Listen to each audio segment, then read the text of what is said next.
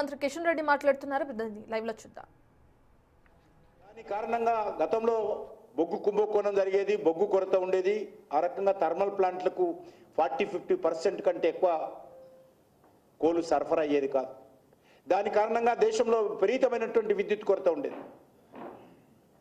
నాకు తెలుసు, నేను స్వయంగా ఇందిరా పార్క్ దగ్గర హైదరాబాద్ చుట్టుపక్కల ఉన్నటువంటి ఇండస్ట్రియల్ ఎస్టేట్లు, ఆ ఇండస్ట్రీలో పనిచేస్తున్నటువంటి కార్మికులు చేస్తున్నటువంటి ఆందోళనలో నేను కాంగ్రెస్ ప్రభుత్వంలో ఉన్నప్పుడు పాల్గొన్నాను. విద్యుత్ కొరత ఉండేది. ఈరోజు విద్యుత్ కొరత లేనటువంటి నూతన భారతాన్ని నరేంద్ర మోడీ గారి నాయకత్వంలో ఆవిష్కరణ జరిగింది. అది అగ్రికల్చర్ కావచ్చు, అది ఇండస్ట్రీస్ కావచ్చు, అది కమర్షియల్ సెక్టార్ కావచ్చు, డొమెస్టిక్ సెక్టార్ కావచ్చు. 74% విద్యుత్ ఈ దేశంలో బొగ్గు ద్వారా ఉత్పత్తి అవుతా ఉంది. 74% విద్యుత్తు బొగ్గు ద్వారా ఉత్పత్తి అవుతా ఉంది. ఎంత విద్యుత్ కావాలన్నా, ఎంత బొగ్గు కావాలన్నా కూడా ఈరోజు కేంద్ర ప్రభుత్వం కానీ మా కోల్ మినిస్ట్రీ కానీ సిద్ధంగా ఉంది. అంత అద్భుతంగా ఈరోజు మేము కోల్ బ్లాక్స్ యాక్షన్ చేస్తూ ఉన్నాం. నేను మంత్రి అయినటువంటి సంవత్సరంలో కూడా 100% పారదర్శకత ఈరోజు మేము యాక్షన్ చేస్తూ ఉన్నాం. ఎక్కడ చిన్న పొరపాటు లేదు.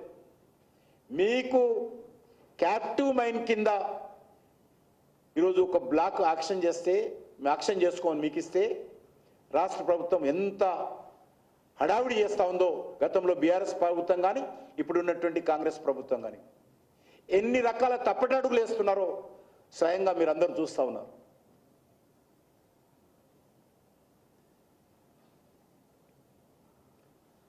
ఈరోజు బొగ్గు బకాయిలు సుమారు అటు ఇటు 20,000 కోట్లు ఉన్నది. విద్యుత్ బకాయిలు అది ఆల్మోస్ట్ అదొక 27,000 కోట్ల రూపాయలు. ఆల్మోస్ట్ టోటల్ 47,000 crores పైన రాష్ట్ర ప్రభుత్వము సింగరేణికి ఇవ్వాలి, సింగరేణి కార్మికులకు ఇవ్వాలి, సింగరేణి కార్మికుల కుటుంబాలకు ఇవ్వాలి. సింగరేణి కార్మికులు చేసినటువంటి కష్టార్జితమైనటువంటి డబ్బు ఇది. దాన్ని ఈ రకంగా దారి మళ్లించి తొక్కిపెట్టి అధికార దుర్వినియోగం చేసి సింగరేణి కార్మికుల కడుపు కొట్టి వారి నోటికాడి కూలు లాగేసుకుంటే ఈరోజు టెక్నాలజీ లేక, ఆధునీకరణ లేక అండర్గ్రౌండ్ మైన్స్లలో కార్మికులు ఇబ్బంది పడతా ఉంటే ఈ పాపము 2 పార్టీలదని ఈ సందర్భంగా మనవి చేస్తా ఉన్నాను.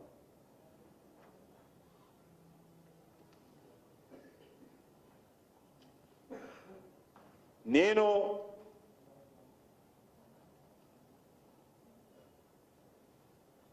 బొగ్గు శాఖ మంత్రిగా బాధ్యతలు చేపట్టిన తర్వాత ఇదే నైని కోల్ బ్లాక్ సంబంధించినటువంటి అనుమతులు గతంలో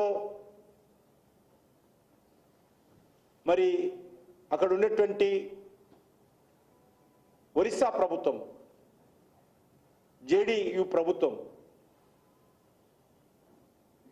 అనుమతులు ఇవ్వకుండా ఆపేస్తే అక్కడ బీజేపీ ప్రభుత్వం ఎలక్ట్ అయిన తర్వాత మొన్న నేను వెళ్ళి స్వయంగా నేను మాట్లాడి నైని కోల్ బ్లాక్ మా సింగరేణికి లేదు, ఇచ్చినటువంటి కోల్ బ్లాకు మరి టీఆర్ఎస్ కారణంగా ఒకసారి టెండర్ అయితే రద్దయింది, ఇంకా కొంత స్టేట్ గవర్నమెంట్ క్లియరెన్స్ ఇవ్వాలి, సుమారు 643 హెక్టార్ల భూమి సింగరేణికి మీరు అప్పగించాలంటే పెద్ద మనసుతో ఒరిస్సా బీజేపీ ముఖ్యమంత్రి అంగీకరించి ఆ ల్యాండ్ అప్పగించిన తర్వాత దానికి టెండర్ వేస్తే ఈ తతంగం అంతా కూడా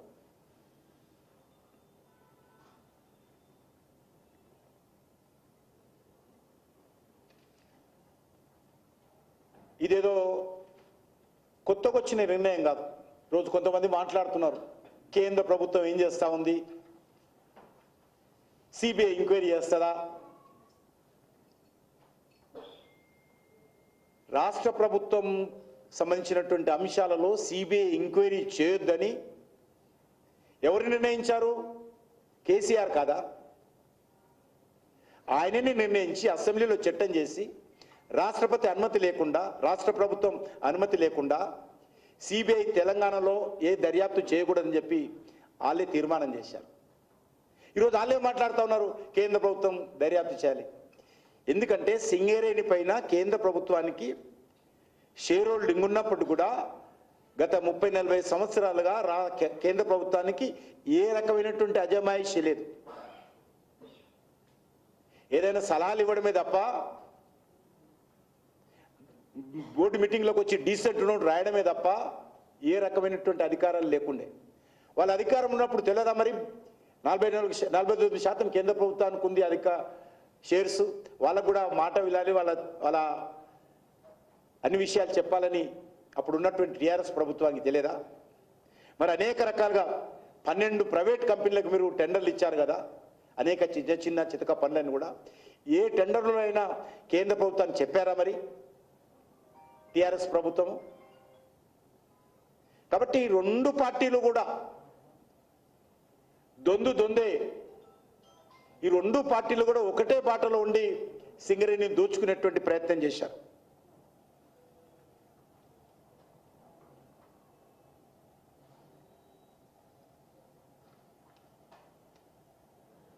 వాస్తవంగా సింగరేణిని రక్షించుకోవాల్సినటువంటి బాధ్యత మనందరిపైన ఉన్నది. ఒక కేంద్ర మంత్రిగా కేంద్ర ప్రభుత్వం తరఫున అన్ని రకాల సహాయ సహకారాలు సింగరేణి కార్మికుల సంక్షేమం కోసం, సింగరేణి భవిష్యత్తు కోసం మేము కట్టుబడి ఉన్నాం. కాబట్టే బిజు జనతాదళ్ ప్రభుత్వం బీజేడీ ఏదైతే ఉన్నదో ఆ ప్రభుత్వం పోయిన తర్వాత, మా ప్రభుత్వం వచ్చిన తర్వాతనే నేను స్వయంగా జోక్యం చేసుకొని నైని కోల్ బ్లాక్కు మనం సింగరేణిని దృష్టిలో పెట్టుకొని నేను ప్రత్యేకమైనటువంటి చొరవ తీసుకొని దానికి క్లియరెన్స్ ఇప్పించాను. ఇంతకుముందే ఈ యొక్క ఇష్యూ రాకముందే సింగరేణిని రక్షించుకోవాలి, సింగరేణిలో ఖర్చు చాలా పెరిగిపోయింది, ఖర్చు తగ్గించాల్సినటువంటి అవసరం ఉంది.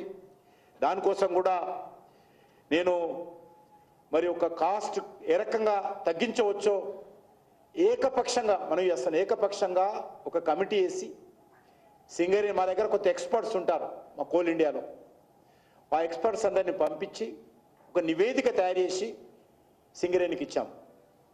మీ దగ్గర కోలు ఖర్చు చాలా ఎక్కువ ఉంది, దీన్ని తగ్గించుకోండి అని చెప్పి నేను నా సొంతగా సలహా తీసుకొని ఆ రకంగా ముందుకు రావడం జరిగింది. ఎందుకంటే ఈరోజు వెస్టర్న్ కోల్ ఫీల్డ్ అని ఉంది నాగ్పూర్ హెడ్ క్వార్టర్గా. Western coal field Singareni coal company ఒకే రకమైనటువంటి ప్రొడక్షన్లో ఆల్మోస్ట్ ఒకే రకంగా ఉంటాయి. అక్కడ ఒక టన్ను బొగ్గు ఉత్పత్తికి వెస్టర్న్ కోల్ ఫీల్డ్లో 1736 రూపాయలు ఖర్చు అయితే, 1736 రూపాయలు ఖర్చు వెస్టర్న్ కోల్ ఫీల్డ్ అవుతే, సింగరేణిలో 2878 రూపాయలు ఖర్చు అవుతుంది. అంత డిఫరెన్స్ ఉన్నది. 66% వెస్టర్న్ కోల్ ఫీల్డ్ కంటే సింగరేణిలో ఎక్కువ ఖర్చు అవుతూ ఉంది. అదేవిధంగా మా కోల్ ఇండియా కంపెనీ ఉంది డైరెక్ట్. మా కోల్ ఇండియా కంపెనీ చూసుకున్నట్లయితే గ్రేడ్ 11 కోల్ ఏదైతే ఉంటుందో అది సింగరేణి 4088 రూపాయలకు అమ్ముతూ ఉంటే ఒక టన్ను, అదే బొగ్గును ఒక టన్ను అదే 11 గ్రేడు వెస్టర్న్ కోల్ ఫీల్డ్కి సంబంధించినటువంటి 2491 రూపాయలకు అమ్ముతా ఉన్నారు. అంటే 4888 రూపాయలు సింగరేణి టన్నుకు పెడితే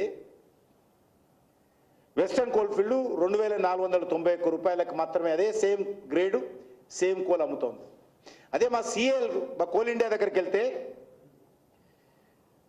ఇంకా తక్కువ ధరతో అమ్ముతా ఉన్నాం. ఎందుకు చెప్తా ఉన్నానంటే ఈరోజు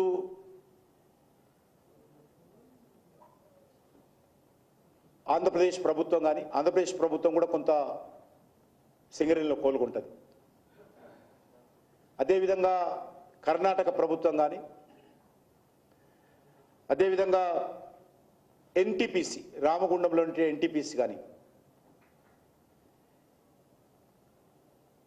ఇవన్నీ కూడా ఇంక్లూడింగ్ ఏపీ జనుకో నేను చెప్పాను ఆంధ్రప్రదేశ్ ప్రభుత్వం వీళ్ళందరూ కూడా మాకు ఈ బొగ్గొద్దు సింగరేణిది ఇక్కడ బొగ్గు కాస్ట్ ఎక్కువగా ఉంది మీరు వేరే కంపెనీల నుంచి మాకు అలాట్ చేయండి అని చెప్పి మాకు ఉత్తరాలు రాస్తారు ఎందుకంటే దీనికి ఫ్యూయల్ సప్లై అగ్రిమెంట్ అని ఉంటుంది ఎఫ్ఎస్ఏ అనే కంపెనీలు కోల్ కంపెనీలు ఏ పవర్ కంపెనీలకు కోల్ సప్లై చేయాలో ఢిల్లీలో ఉన్నటువంటి పవర్ మినిస్ట్రీ ఢిల్లీలో ఉన్నటువంటి కోల్ మినిస్ట్రీ ఆయా రాష్ట్ర ప్రభుత్వాలకు సంబంధించినటువంటి ప్రతినిధులతో కలిసి ఎఫ్ఎస్ఏ అగ్రిమెంట్లు చేస్తాం మేము ఫ్యూయల్ సప్లై అగ్రిమెంట్ చేస్తాం సింగరేణి సంబంధించి రామగుండంలో ఉన్నటువంటి ఎన్టీపీసీ ప్లాంట్కి మీరు ఇది కొంత ఇవ్వండి ఆంధ్ర రాష్ట్రానికి సంబంధించినటువంటి ఏపీ జనుకోకు కొంగలు సింగరేణి నుంచి అలాట్మెంట్ చేయండి తెలంగాణ రాష్ట్రానికి సంబంధించినటువంటి తెలంగాణ జనుకోకు ఇంత ఇవ్వండి కర్ణాటక రాష్ట్రానికి కూడా కొంత ఇవ్వండి అనేటువంటిది ఎందుకంటే సౌత్ ఇండియాలో ఉన్నటువంటి ఏకైక పెద్ద కోల్ బ్లాకు మనకు సింగరేణి కోల్ కంపెనీ కానీ ఈరోజు పరిస్థితి ఏంటంటే విపరీతంగా ఎందుకు ధరలు పెరుగుతున్నాయని కూడా మీరు అడగవచ్చు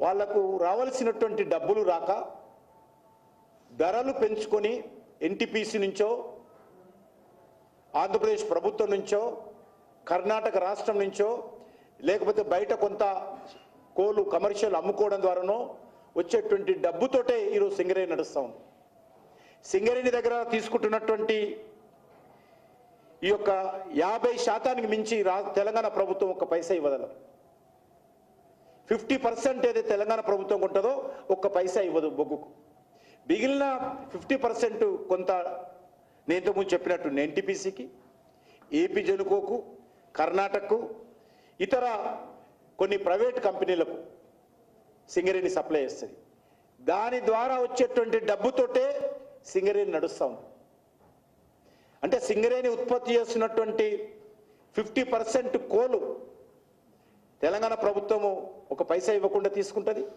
ఆ 50% తోటే సంస్థ మనుగడ సాగించాలంటే వాళ్ళు ధరలు పెంచుకుంటూ పోతా ఉన్నారు ధరలు పెంచాల్సిన పరిస్థితి వస్తున్నది ధరలు పెంచినా కూడా మేము అలాట్మెంట్ చేశాం కాబట్టి ఎఫ్ఎస్ఏ అగ్రిమెంట్ ఉంది కాబట్టి ఫ్యూయల్ సప్లై అగ్రిమెంట్ ఉంది కాబట్టి తప్పనిసరి వాళ్ళు కొంటున్నారు మళ్ళీ మా దగ్గరకు వచ్చి అగ్రిమెంట్ చేంజ్ చేసుకోవాలి అదే పదే ఉత్తరాలు మా మీద ఆంధ్రప్రదేశ్ ప్రభుత్వం ఒత్తిడి మా మీద కర్ణాటక ప్రభుత్వం ఒత్తిడి మా మీద ఎన్టీపీసీ కేంద్ర ప్రభుత్వం సంబంధించినటువంటి విద్యుత్ ఉత్పత్తి చేసేటువంటి ఆ సంస్థ ఒత్తిడి అయినప్పటికీ కూడా నేను కేంద్రంలో పవర్ మినిస్టర్తో మాట్లాడి ఈరోజు ఈ యొక్క ఎఫ్ఎస్ఏ రద్దు చేసినట్లయితే మా సింగరేణి బొగ్గు చాలా ఇబ్బందులో ఉంటుంది కార్మికులు ఇబ్బంది పడతారనేటువంటిది గత సంవత్సరన్నరగా నేను కూడా దీనికి సాయం చేస్తా ఉన్నాను నేను ఒకటే కోరుతా ఉన్నాను ఈ రకమైనటువంటి పరిస్థితి ఎందుకు వచ్చింది ఎందుకు ఈరోజు నాణ్యత తగ్గుతూ ఉంది ఎందుకు ఈరోజు బొగ్గు ధర పెరుగుతూ ఉంది ఇది కూడా ఈరోజు తెలంగాణ ప్రభుత్వము రాజకీయాలకు అతీతంగా సింగరేణి ఇంట్రెస్ట్లో సింగరేణి కార్మికుల భవిష్యత్తు దృష్ట్యా ఆలోచన చేయాల్సినటువంటి అవసరం ఉంది ఈ పర్ఫార్మెన్స్ పెంచుకోవాల్సినటువంటి అవసరం ఉంది నేను ఈ సందర్భంగా మరి బకాయిలు ఏవైతున్నాయో బకాయిలను కూడా వెంటనే సింగరేణికి ఎప్పుడు చెల్లిస్తారు చెప్పండి మీరు కనీసం ఈ సంవత్సరం ఎంత ఇస్తారు వచ్చే సంవత్సరం ఎంత ఇస్తారు ఒక 3 సంవత్సరాల్లో బకాయిలను తెలుస్తారా మరి ఆ రోజు బీఆర్ఎస్ ప్రభుత్వం చెప్పలేదు ఈరోజు కాంగ్రెస్ పార్టీ ప్రభుత్వం చెప్పలేదు బీఆర్ఎస్ ప్రభుత్వం అనగానే పెరిగిపోతుంది అప్పు బకాయిలు కాంగ్రెస్ ప్రభుత్వం వచ్చిన తర్వాత కూడా బకాయిలు పెరిగిపోతున్నాయి ఇది సింగరేణి భవిష్యత్తు నాటకాలు ఆడుకోవడం కాదా ఈ 2 పార్టీలని అడుగుతా ఉన్నాను కాబట్టి నేను ఈరోజు ఈ విషయాలు మరొకసారి మీతో షేర్ చేయాలా తెలంగాణ ప్రజలకు సింగరేణి కార్మికులకు తెలియజేయాలనే ఉద్దేశంతో నేను ఈరోజు మీ విషయాలను ముందు పెడుతున్నాను నేను దీనికి సంబంధించినటువంటి కమిటీ కూడా కేంద్ర ప్రభుత్వ అధికారులతో కమిటీ వేశాను ఆ కమిటీ కూడా ఈరోజు మరి ఇక్కడ సింగరేణి అధికారులతో సమావేశాలు జరుపుతూ ఉన్నారు దీన్ని సింగరేణి ఏ రకంగా మరి మన అందరం కలిసి రక్షించవచ్చు అనేటువంటి విషయాన్ని గతంలో కూడా కాస్ట్ కటింగ్ కమిటీ ఏదైతే చేశానో దాని విషయంలో అదే దృష్టితోటి నేను ఒక పాజిటివ్ దృక్పథంతో వేసి నేను ఎప్పుడు కూడా ప్రెస్కు చెప్పలేదు నాకు తెలిసినప్పుడు కూడా మన సింగరేణి సంస్థ మనం ఇక్కడ జరుగుతున్నటువంటి విషయాలు ఖర్చు ఇవన్నీ కూడా చెప్పకుండా నేను కాస్ట్ కటింగ్ ఎట్లా చేయొచ్చో మరి నేను ఇంటర్నల్ కమిటీ వేసి ఆ నివేదిక నేను స్వయంగా ఇక్కడ సింగరేణి భవన్కి వెళ్ళి బోర్డు డైరెక్టర్స్ అందరినీ పిలిచి సిఎండిని పిలిచి ఇక్కడ కోల్ సెక్రటరీని మన ఎనర్జీ సెక్రటరీని పిలిచి నేను స్వయంగా ప్రజెంటేషన్ చేశాను సింగరేణి భవన్లో.